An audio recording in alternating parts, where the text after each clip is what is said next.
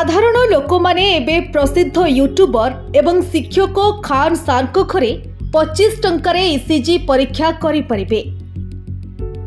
खान सार को एही पदक्षेप गरीब लोकंको पई बहुत लाभदायक हेबो। एने खान सार कहिसंती चिकित्सा शिल्प रे मेसिन किनिबा बड़ कथा नुहे। आमे भाबिथिलु जे आमे एक डायलिसिस मेसिन आनिबो एवं यह काम करबा आरंभ करिबो, किंतु आमे जानिलु जे एथिपाई एक बड़ आरओ प्लांट स्थापन करबाकू पड़िबो। एही आरओ प्लांट रो पानी आमे पिउथिबा पानी अपेक्षा 10 गुण अधिक सफा हेबो। जदि तुमे आज एहाकू सफा करी टांकी रे रख तेबे एहा परदिन व्यवहार हेबो नाही।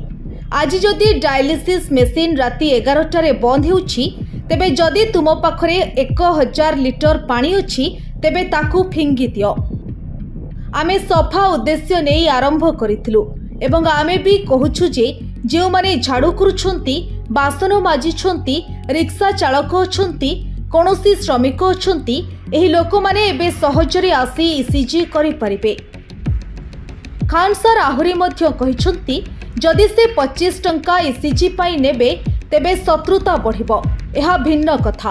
पूर्वरु केवल शिक्षक माने गाली करुथिले, एबे डाक्तर माने मध्य गाली देबे।